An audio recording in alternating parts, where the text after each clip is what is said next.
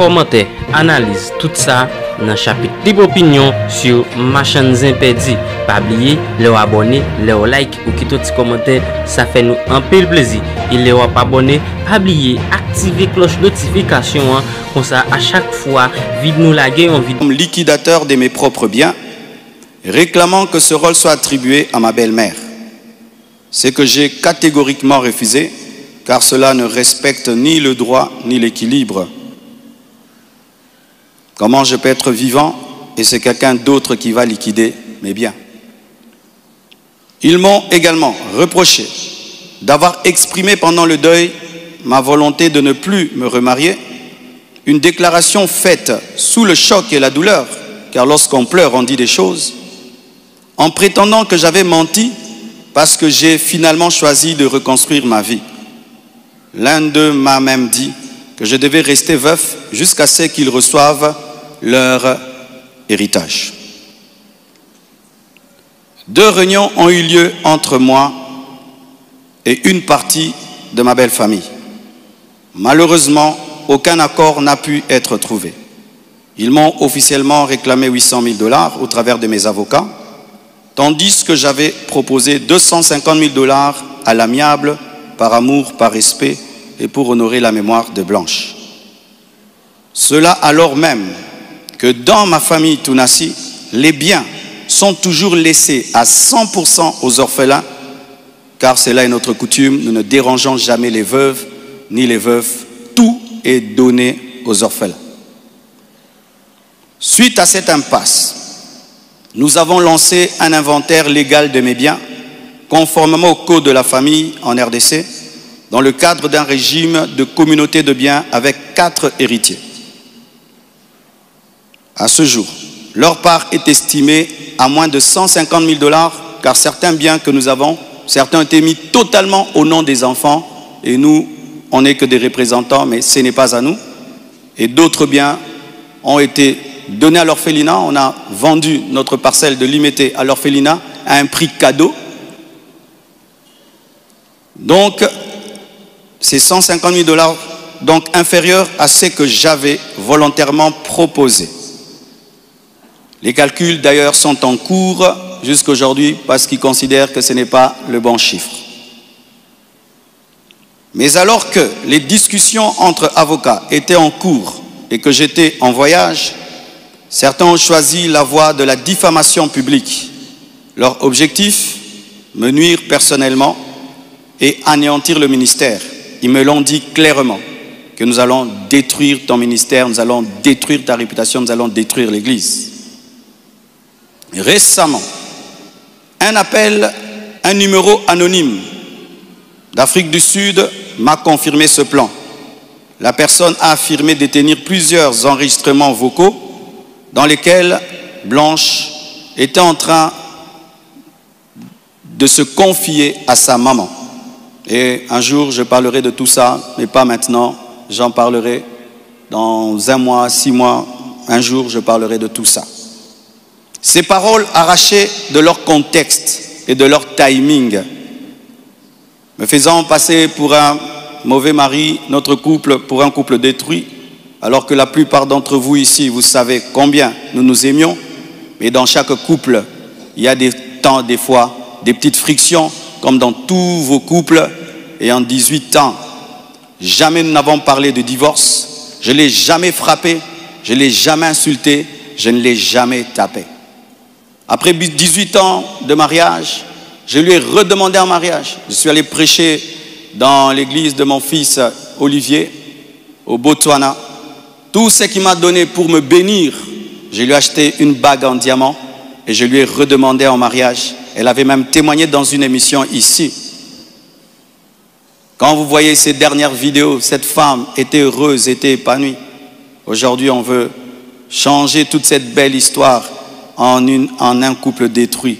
C'est totalement faux. Ceux qui veulent me croire, croiront. Ceux qui ne veulent pas, ne croiront pas. Mais je sais qui je suis devant Dieu et comment j'ai fait de tout mon mieux pour que cette femme ne manque de rien et de rien et de rien. Je ne sais pas si un jour Oracle pourra m'appeler et je l'enregistrerai pour un jour sortir ces enregistrements. Des fois, je me pense être dans un film. Il m'a aussi été reproché faussement qu'Esther venait déjà à Kinshasa du vivant de Blanche, ce qui est faux. Vous pouvez aller à la DGM, c'est seulement le mercredi. Elle est venue quand? Mercredi qu'elle est venue. Et d'ailleurs, quand elle est arrivée à l'aéroport, la DGM devait l'amener parce que c'était sa première fois. Je l'ai rencontrée après le départ de Blanche au travers d'un ami. Avant cela, je ne la connaissais pas. On ne se connaissait pas. Et on dit que j'allais souvent au Canada, plus de 10 fois. De toute ma vie, je suis allé au Canada que 2 fois, pendant que Blanche était vivante. Et après, j'ai voulu aller, je n'ai pas eu le visa. Ceux qui font mes démarches de visa du Canada sont là. Je ne suis même pas allé 3 fois au Canada dans ma vie. Et ce qui est pire, on dit que j'ai pris ces biens, ces sacs, c'est plutôt ces habits, j'ai mis dans des sacs poubelles pour donner à la belle famille. Est-ce que toi, tu gardes tes habits dans des sacs poubelles pour que moi j'ai des sacs poubelles à mettre des vêtements? On a mis ces habits dans des valises et dans des gros sacs parce qu'il y en avait beaucoup. Quand ils sont venus prendre les habits, ils ont cru qu'il y en aurait quelques-uns. Il n'y avait pas assez de place dans leur voiture. J'ai dû leur prêter même un bus pour amener les habits. Il y avait au moins 4 grandes valises et des grands sacs. Les sacs là qu'on utilise quand on a trop de vêtements. Mais ce ne sont pas des sacs poubelles. Plus de 6, si j'ai oublié. J'ai même la photo, je compte parce qu'il faut être précis. C'est ça, 4 valises et 1, 2, 3, 4, 5, 6 grands sacs. Et si certains doutent, je vais vous envoyer tout ça au président des départements. Vous aurez ces photos. Tout ça, pourquoi?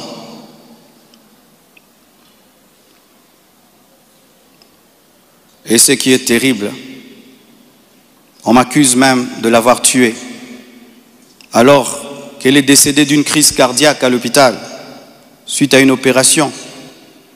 Et ils m'ont posé la question, elle est morte de quoi? Je leur ai dit, on l'a opérée, elle n'a pas supporté l'opération. Le même jour, quand je suis arrivé avec son corps, après encore, la famille paternelle me pose les mêmes questions devant 10 personnes, 15 personnes, j'ai expliqué. Ils savent de quoi elle est morte. Et aujourd'hui au Congo, si tu deviens grand, donc tu tues les gens. Quiconque meurt à côté de toi, c'est toi qui le tues. Le jour que Dieu t'élèvera, tu comprendras ça. Tu dois prier que tout le monde vive 90 ans. Si les gens commencent à mourir, c'est toi qui les tues. Comment peux-je tuer la mère de mes enfants? Priver Tabiri de sa maman? Comment?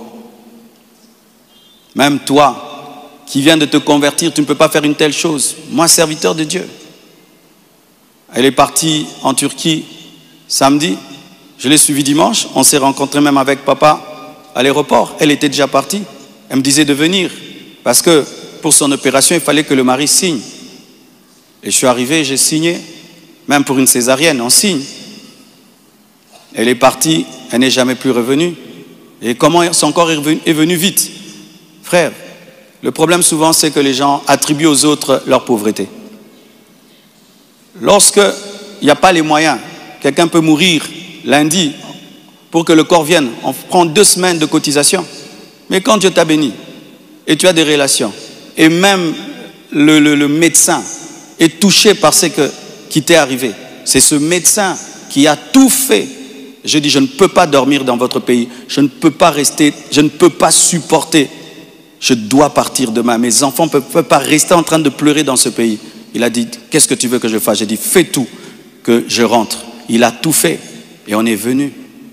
Et c'est la sorcellerie. Comment quelqu'un peut mourir tel jour? Du coup, vous prenez le corps, vous amenez, c'est trop vite. Donc vraiment, c'est terrible, terrible. Vraiment le niveau de raisonnement que les Congolais nous avons atteint, vraiment. Vraiment que les écoles recommencent, je ne sais pas, vraiment. C'est terrible. Des fois, je me dis, tous les derniers de la classe qu'on ne voyait plus, ils sont remplis maintenant, là-bas.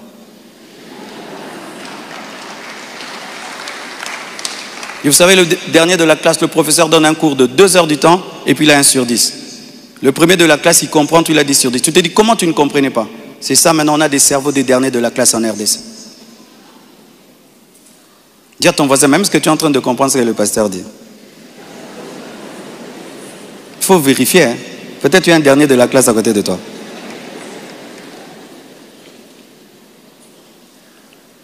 Tout cela n'est rien d'autre qu'un chantage, motivé par l'appât du gain, car cette personne me dira, donne-nous l'argent, nous avons des voices, sinon nous allons te détruire. Tout ça, c'est un chantage motivé par l'appât du gain. Pourtant, malgré tout, j'étais disposé, je suis disposé à donner 250 000 $ par respect pour Blanche et pour sa famille et pour la paix. Mais je ne peux pas accepter l'injustice d'une exigence démesurée de 800 000 $. Comme je vous dis toujours, cette église n'appartient pas à mes enfants.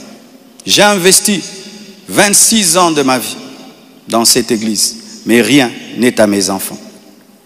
Qu'est-ce que mes enfants auront? Les quelques biens que j'ai, c'est à eux. Ils ne viendront pas un jour vous déranger ici.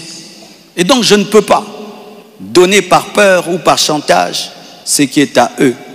Ils diront, tu es quel genre de père? Et l'église, ce n'est pas nous. Et ce que tu as n'est pas à nous. Je ne le ferai pas. C'est pourquoi j'aimerais dire aux veuves et aux veufs, ne vous laissez pas dépouiller. Ne vous laissez pas dépouiller. Ne vous laissez pas dépouiller. Ce que je prêche, je le vis. Mon combat, c'est que je vis ma prédication, mon message. Mon combat, c'est le message de la sainteté qui dérange. Mon combat, c'est que une fois, j'ai vu l'esprit du léopard et il m'a dit, tu veux me combattre? Ce pays est tenu par un esprit de léopard, un esprit méchant. Regardez comment nous sommes devenus méchants. Regardez comment nous sommes devenus méchants, mes frères. Cette méchanceté démoniaque satanique. Et quand j'ai vu cet esprit, vous avez vu tout ce qu'on a connu.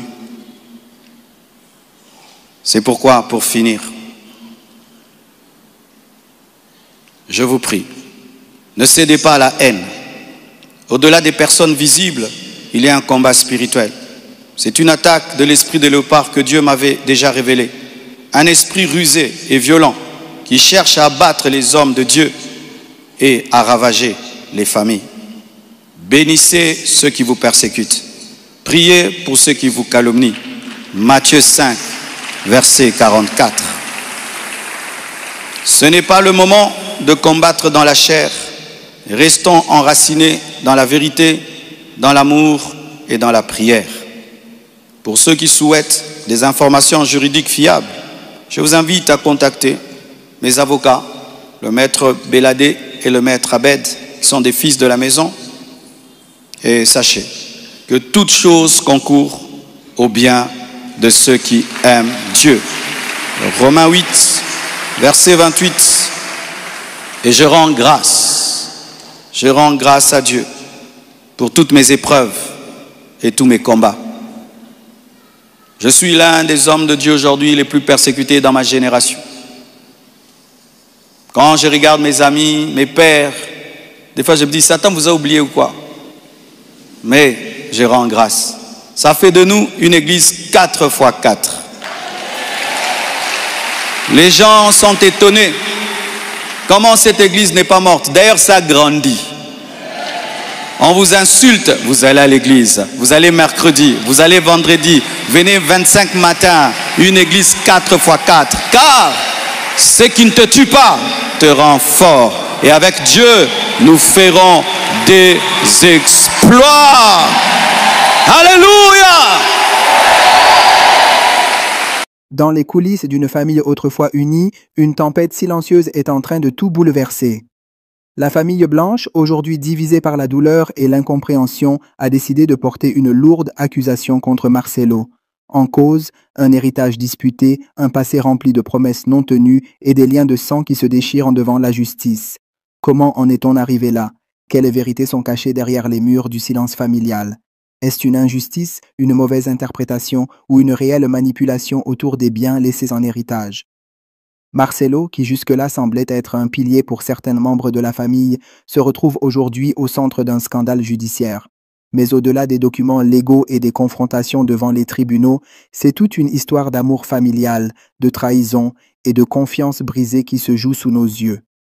Chacun a sa version, chacun pense avoir raison. La justice devra trancher, mais les blessures, elles, risquent de rester longtemps ouvertes. Dans cette vidéo, découvrons les dessous de cette affaire troublante, les faits tels qu'ils nous parviennent, et posons-nous une question essentielle. Jusqu'où peut aller une famille quand l'argent et les souvenirs s'entrechoquent?